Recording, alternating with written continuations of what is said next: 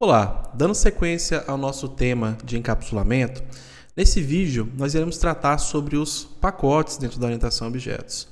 Bom, embora esse seja um tema, um conceito relacionado ao encapsulamento, é importante que a gente entenda que não necessariamente os pacotes dependem ou simplesmente estão relacionados ao encapsulamento.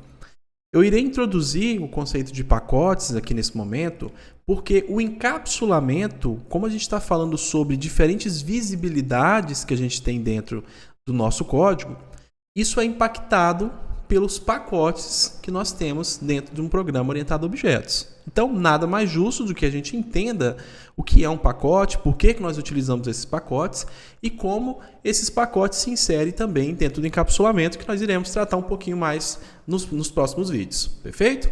Bom, então vamos primeiramente entender o que é um pacote, o que significa isso dentro da orientação a objetos. O texto diz para a gente o seguinte, que os pacotes desempenham um papel importante na organização e na estruturação de um código-fonte. Um pacote é uma coleção de classes e interfaces relacionadas que fornecem um mecanismo para agrupar e organizar um código em módulos. Ou seja, palavrinha-chave aqui, módulos. Nós estamos, por meio dos pacotes, nós iremos modularizar o nosso código, dividir as nossas responsabilidades dentro do nosso código e também conseguir com que isso seja um pouco mais organizado do ponto de vista de negócio. Ou seja, eu tenho dentro de um pacote aquelas classes ou subpacotes que estejam relacionados dentro do mesmo tema. Perfeito? Então vamos lá falar um pouquinho mais sobre isso. Por que utilizamos esses pacotes? Bom, os pacotes, eles nos ajudam na organização e na estruturação do código. Eles são usados para organizar as classes e as interfaces relacionadas em grupos lógicos. Isso torna o código mais gerenciável e facilita a localização dessas classes ou interfaces quando o projeto for muito grande ou complexo. Veja, para a gente exemplificar melhor, para que vocês entendam melhor como funciona a estratégia de pacotes, vamos visualizar esse exemplo que a gente tem aqui. Bom, cada uma dessas caixinhas aqui que representam os pacotes em azul, elas organizam, elas acabam modularizando certas partes dentro do nosso código. Então, quando nós temos diferentes classes, muitas classes, muitas interfaces dentro do nosso programa, é comum que a gente utilize os pacotes para organizar o código em suas classificações lógicas mais interessantes. Por exemplo, nesse caso aqui, nós temos esses dois pacotes aqui sendo representados por essas duas caixinhas aqui maiores, e dentro deles nós ainda temos uma outra representação de outros pacotes que também estão aqui internos. Isso já nos remete a uma informação importante, que dentro de um pacote, além de eu poder ter classes, interfaces e outros tipos de arquivos que são utilizados dentro da orientação a objetos, eu também posso ter outros subpacotes para organizar ainda mais o nosso código dentro de um determinado pacote. Nesse caso aqui, ele está representando esse pacote aqui, chamado de A-Business, né? Que seria aqui um negócio específico que eu estou representando dentro desse diagrama de pacotes da UML. Aqui dentro ele tem uma parte específica para account, ou seja, para as contas, tem uma parte específica para order, ou seja, para os pedidos que estão sendo feitos, e também para shipping, ou seja, para as entregas desses determinados ou produtos ou serviços, enfim, depende do contexto que isso aqui está inserido. Então veja que aqui dentro eu tenho essa subclassificação onde existem algumas classes e interfaces que estão aqui representadas dentro desses determinados pacotes, né? Então, é comum que a gente organize os nossos códigos para que eles fiquem agrupados de acordo com a sua regra de negócio. Isso nos traz maior facilidade para que outras pessoas, ou até mesmo você, depois de um tempo que você está trabalhando naquele código, para que você consiga encontrar, para que você consiga dar manutabilidade de uma forma um pouco mais fácil dentro do código que você está trabalhando. Então, essa é uma estratégia de organização que a gente tem dentro da orientação a objetos. E cada linguagem de programação acaba oferecendo isso de uma forma diferente de acordo com a IDE. Mas isso vai ser feito sempre em qualquer linguagem que vocês tiverem de orientação a objetos. O que muda um pouquinho é tanto a estratégia, a forma como você define ele, né, quanto também a importação desse pacote, que isso também vai ser exemplificado. Vejam só, Nesse caso aqui, além da própria existência desses pacotes, muitas vezes a gente tem as dependências desses pacotes, né? Então, quando eu falo, por exemplo, que um pacote Bank, aqui nesse caso, está sendo utilizado, eu posso, dentro de um pacote, utilizar recursos que estão dentro de outros pacotes, que estão dentro de subpacotes, enfim. O fato de criar um determinado pacote, um subpacote, não vai limitar, desde que eu queira, claro, que eu tenha acesso a isso a qualquer outra estrutura dentro do meu código. Ele só vai mudar a forma como eu vou acessar isso, porque eu vou precisar importar, eu vou precisar trazer aquilo dali para que eu consiga utilizar dentro de um outro código. Mas isso não me impede. Então, por exemplo, vamos pensar na seguinte estrutura aqui. Eu tenho aqui um determinado pacote, vou até fazer outra caixinha aqui para representar como ele fica especificamente aqui na própria UML, né? Deixa eu ver se eu consigo agrupar. Tem como. Bom, eu tenho esse pacote e aqui dentro desse pacote eu tenho uma determinada classe, que eu vou chamar de classe A. E eu vou ter um outro pacote. Não vai deixar eu copiar? Não deixa. Eu vou ter um outro pacote que eu vou chamar de classe B para representar esse uso. Veja, suponha que dentro dessa classe A, que está dentro desse pacote, que eu também vou nomear aqui nesse caso, vou chamar de pacote 1, para não confundirmos aqui a questão das letras, e pacote 2. Da mesma forma, para a gente não se confundir. Se caso esse pacote, essa classe B, que está dentro do pacote 2, precise acessar alguma informação, algum método dessa classe que está aqui na classe A, ela não tem como fazer isso diretamente. Ela não consegue fazer essa ligação diretamente. Assim como a gente conseguiria fazer se essas duas classes estivessem dentro do mesmo pacote. Se eu tenho essas duas classes dentro do mesmo pacote, basta eu fazer a importação ali ou a instanciação de um objeto e ele vai ter visibilidade. Quando eu não tenho isso, eu não consigo enxergar aquele outro pacote. Então, eu preciso fazer o quê? Eu preciso fazer uma importação. Por isso que muitas vezes dentro do código de vocês têm ali em cima, import, java, ponto útil, ponto alguma coisa. Ou seja, você está informando para ele de onde está vindo esse pacote, aquela classe, ou qual é o caminho que você tem para chegar àquela classe. Quando eu digo, por exemplo, nesse caso aqui, que eu tenho java.útil, nesse caso aqui, e ponto, vamos supor aqui que seja classe A. Quer dizer que eu tenho um pacote, deixa eu ver se eu consigo tirar, consigo. Eu tenho um pacote que se chama útil, Java na verdade, certo? Dentro desse pacote eu tenho um outro menor aqui dentro, que vai se chamar útil, e dentro desse outro pacote é que eu vou ter de fato a minha classe A. É dessa forma que acontece a organização desses pacotes, ou seja, eles estão numa estrutura hierárquica. Então, para eu conseguir acessar essas informações, eu coloco dessa forma. Então, eu especifico diretamente. Muitas vezes, algumas pessoas utilizam o símbolo de asterisco para representar uma determinada importação.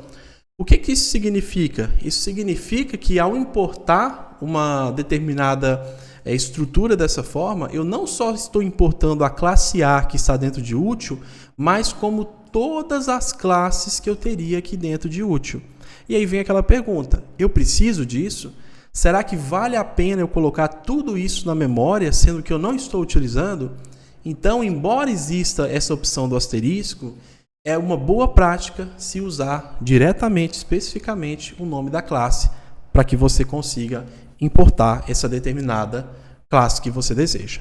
Perfeito? Então, essa é mais ou menos uma estrutura do que a gente está falando. Eu vou mostrar isso aqui para vocês em código, mas aqui é para que a gente tenha uma ideia de como isso funciona. Perfeito? E, de novo, embora isso esteja relacionado ao encapsulamento, nós não temos aqui uma regra específica, ou seja, pacotes está totalmente ligados ao encapsulamento. Não.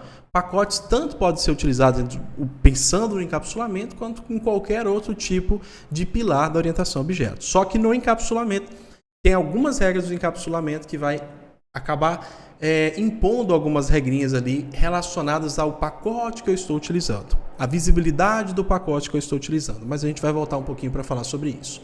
Perfeito? Bom, retornando aqui, outra questão também de um motivo que a gente utiliza os pacotes é relacionado à prevenção de conflitos de nomes, né? Por exemplo, pacotes fornecem um mecanismo para evitar conflitos de nomes. Isso ocorre porque as classes em um pacote podem compartilhar o mesmo nome com classes de outros pacotes sem causar conflitos, desde que o nome completo da classe inclua o nome do pacote.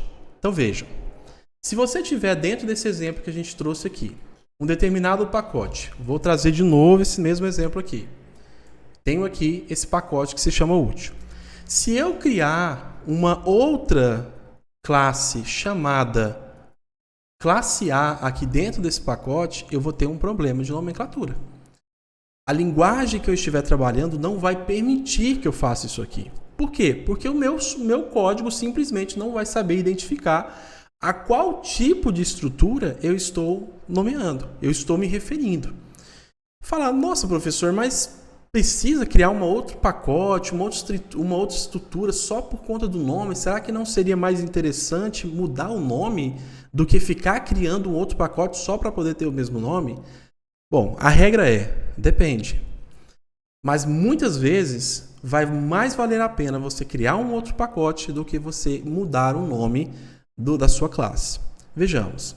Vamos supor que uma determinada palavra seja muito comum para diferentes contextos. Mas dentro daquele contexto, você visualizando aquele contexto, não há outra melhor palavra para representar aquela determinada operação.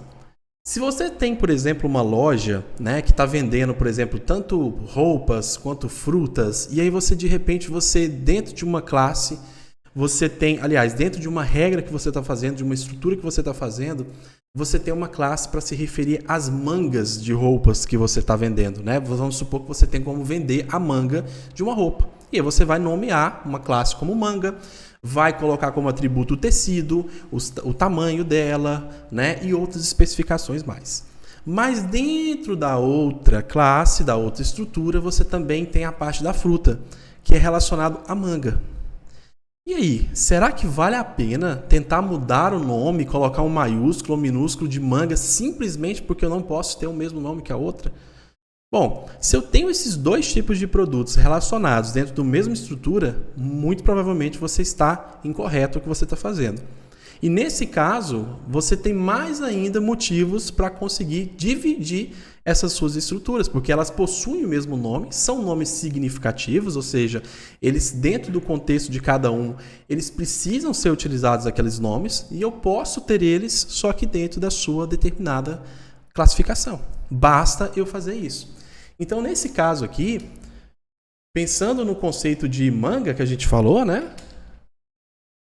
Olha só, se eu tiver aqui a manga, eu posso ter ainda essa classe, mas aqui considerando um que seja do tipo roupa. E quando eu fizer aqui essa outra estrutura, eu posso ainda ter a manga, mas falando no contexto de fruta. E aí sim eu vou conseguir fazer essa mesma nomenclatura para que eu tenha a mesma representação, mas de uma forma mais coerente. Eu não vou perder aquilo que eu estou trazendo do mundo real para representar dentro do meu código, tá bom? Certo. Dentro do controle de acesso, né? Pacotes são usados para controlar o acesso. Olha só a palavrinha que ele está colocando aqui, encapsulamento. As classes e membros. Você pode especificar se uma classe ou membro é público, privado ou protegido em relação ao pacote que está contido. Então, sobre aquelas regrinhas que a gente estava falando antes, sobre a visibilidade dessa classe, desses atributos, muitas vezes eles não estão relacionados somente à classe, somente à função, à variável. Elas também têm regras específicas que dizem o seguinte, olha, Dependendo da forma como eu estou colocando, como eu estou estruturando o meu código, vai haver informações aqui dentro. Por exemplo, se eu tiver a classe manga e aqui dentro da classe manga eu tenho algumas especificações, como tecido, né? Como eu disse para vocês. Algumas dessas informações, dependendo da forma como eu designo aqui para ela a visibilidade, algumas eu vou conseguir ter acesso dentro do mesmo pacote, outras nem mesmo dentro do mesmo pacote eu vou ter. Mas, por exemplo, tecido aqui nesse caso, eu poderia definir uma estrutura que todas as outras classes desse pacote conseguem acessar, modificar, ter o valor que ele tem em um determinado momento, mas dentro desse outro pacote aqui, por exemplo, eu não tenho como fazer isso. Então, o encapsulamento relacionado ao pacote, ele vem justamente trazer para a gente essa condição, que é a visibilidade que a gente falou no vídeo anterior, não só mais considerando os métodos e os atributos, mas sim também aos pacotes aos quais nós estamos organizando o nosso código. Perfeito? Então, com isso, a gente já começa a introduzir e voltar ao tema principal, que seria o tema de encapsulamento. Mas já, a gente ainda tem um pouquinho a mais para poder conversar sobre esses pacotes, tá bom? Bom, outra questão também é a reutilização e modularidade, que eu acho que ficou bem claro a partir daquele exemplo que a gente utilizou ali na ferramenta, né, no ScalaDraw, mas é importante a gente citar ainda. Vejam só, os pacotes eles promovem a reutilização do código, pois podem criar bibliotecas de classes relacionadas e pacotes e usá-las em diferentes projetos. Por exemplo, quando o Java fornece para a gente algumas bibliotecas ali, como, por exemplo, de data, de inteiros, de números específicos, enfim, várias bibliotecas, eles entregam para mim, ou para você, para qualquer pessoa, eles entregam uma biblioteca, ou seja, um conjunto ali, um pacote de um conjunto de classes ali que estão relacionadas a um determinado fim. Essa biblioteca pode ser composta por um ou mais pacotes, mas elas visam principalmente a reutilização do código. Então é uma forma que você, por exemplo, pode desenvolver uma regra de negócio e compartilhar essa biblioteca através dos repositórios que a gente tem, como por exemplo o Maven, o Gradle, para você conseguir compartilhar sua biblioteca e outras pessoas reutilizarem, e isso ocorre principalmente por meio da organização dentro de pacotes, tá? A gente vai falar um pouquinho mais disso na prática para que vocês entendam como isso funciona. Bom, outra questão também que isso promove a modularidade, onde você pode criar componentes independentes, ou seja, ao criar esses pacotes, eu não estou dependendo de outras partes do código, eu estou fazendo componentes independentes, reutilizáveis, que podem servir para diferentes contextos, que é o ponto-chave da orientação a objetos. É sempre pensando no mais genérico possível para ser reutilizado nas mais variadas possibilidades dentro do seu código. E que podem ser facilmente integrados em diferentes partes do seu programa, que também é uma parte importante. Quando a gente fala, de novo, visibilidade e encapsulamento, o uso de pacotes permite que você controle a visibilidade de classes e membros, ou seja, os atributos, tornando-os públicos, privados, protegidos em relação ao pacote, e aí vai um pouco mais adiante o que a gente vai falar sobre a questão de nível de visibilidade, controle de visibilidade. Isso é fundamental para esse princípio que a gente falou do encapsulamento, permitindo que a gente consiga ocultar os detalhes que nós não queremos, deixar isso permitidos aí para que outras pessoas, outras partes do meu código tenham acesso. Outra questão também para o gerenciamento de dependências. Pacotes também ajudam no gerenciamento dessas dependências. Você pode definir as dependências entre os pacotes, especificando quais pacotes dependem de outros, Então, por exemplo, aqui ao definir um determinado pacote, aqui dentro, como por exemplo essa parte de accounting aqui, eu posso definir que esse determinado pacote dependa desse outro pacote que eu tenho ali abaixo. Nada me impede que eu faça isso. O fato de um pacote ser independente não faz com que ele esteja impedido de reutilizar outros pacotes. E é justamente essa a mágica que acontece. Não é eu fazer algo que seja único, exclusivo e que não utilize mais nada, que seja autocontido. Não. Ele tem que ser coerente, ele tem que ter a mesma lógica e ele pode reutilizar quantos outros pacotes forem necessários. E aqui ele representa essa dependência justamente dessa forma. Olha só, ele está falando aqui sobre essa diferença, né? Sobre essa dependência que existe entre esses dois níveis de pacotes aqui. Eu tenho um pacote relacionado ao meu negócio, aos business, e eu tenho um pacote relacionado ao meu gerenciamento de dados, nesse caso aqui. E ele diz para a gente o seguinte, que dentro do pacote de gerenciamento de dados, eu tenho a parte de ordens aqui, veja que ela possui o mesmo nome que eu tenho ali na parte de negócio, e ambas são dependentes uma das outras. Então, quando eu quero ler um arquivo, por exemplo, eu dependo desse outro pacote. E quando eu quero prover essa informação para o outro de cima, eu também tenho uma dependência daquilo lá. Então, é uma dupla dependência entre esses pacotes diferentes.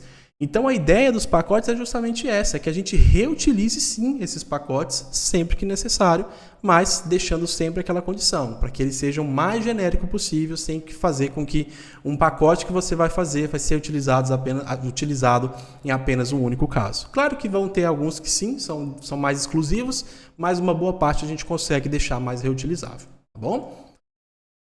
Bom, falando sobre a questão de modularização de projetos, né? Em grandes projetos de software é comum dividir os códigos em vários pacotes, cada um representando uma parte funcional do sistema. Isso aqui também é uma característica muito interessante dos pacotes, porque à medida que o nosso código vai crescendo, ele vai ficando. Nós temos partes interessadas dentro dessa aplicação, que podem ser desenvolvidas por diferentes equipes, que podem ser utilizados em diferentes fluxos de caminhos que eu tenho dentro do meu programa. Por exemplo, se eu tenho um programa que tem diferentes tipos de usuários, nós temos funcionários da RH, nós temos pessoas que trabalham com parte de vendas, pessoas que trabalham com parte específicas de econômicas, né?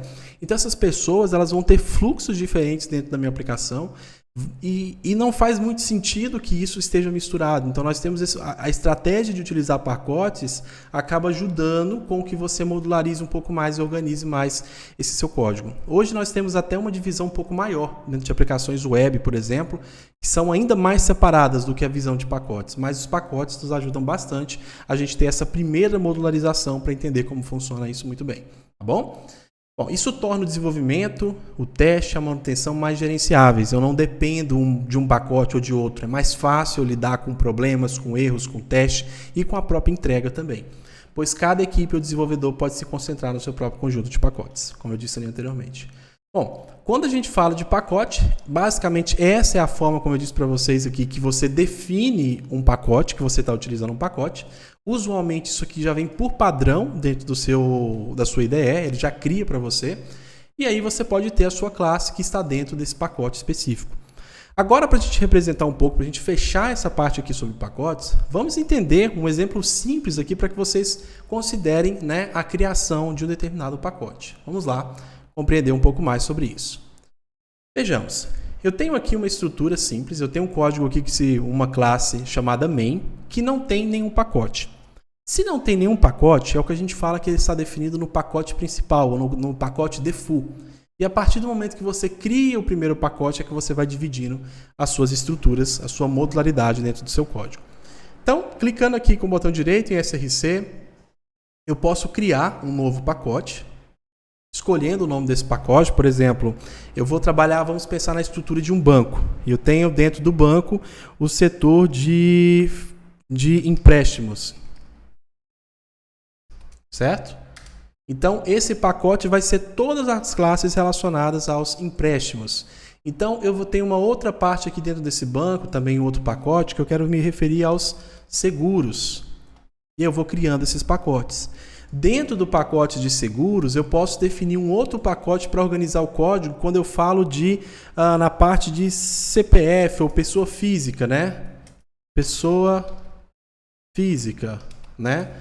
Veja que ele coloca um pontinho aqui já para representar que seguros é o pacote externo e depois do ponto vai ser aquele pacote interno.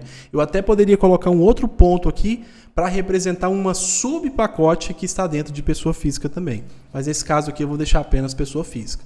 Então coloquei aqui, ele já reconhece dessa forma. Perfeito?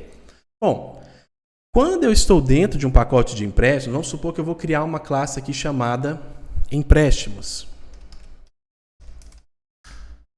Veja que ao criar essa classe dentro desse pacote, ele por si só, a própria IDE, já coloca aqui para a gente que a gente está utilizando esse pacote. Se a gente não colocar, provavelmente ela já vai tirar, já vai dar um erro aqui para a gente, informando, olha, tem algum erro, você não está definindo o pacote que essa classe se encontra.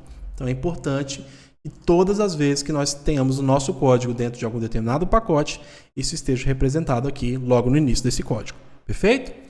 Beleza, agora eu vou criar aqui dentro de pessoa física uma nova classe chamada pessoa, né? Veja, dentro dessa estrutura aqui, eu não tenho nenhuma visualização daquela classe empréstimos que eu tinha ali anteriormente. Se eu fizer, por exemplo, aqui, ó, empréstimos dessa forma, ele não vai reconhecer nada, né? Vamos supor que eu estivesse criando um objeto dela aqui. Ele não reconhece.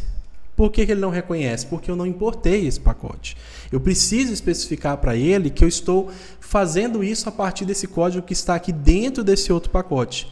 E ele já me dá uma dica aqui, inclusive. Olha, se você quiser resolver esse problema, uma possível solução seria importar esse pacote. Então, ao clicar aqui, ele já faz isso aqui para a gente. Olha só, importe, empréstimos e a classe empréstimos, que é o que a gente estava trabalhando ali. Então, resumidamente, é dessa forma que funciona a criação ou a divisão, a modularização das diferentes classes que a gente tem dentro do nosso sistema por meio dos pacotes. Perfeito? E a visibilidade, o acesso a esses pacotes dependem dessa importação e do nível, né, da quantidade que eu tenho aqui de pacotes internos para que eu consiga ter visibilidade, para que eu consiga enxergar aquele outro código que eu estou me referenciando. Perfeito?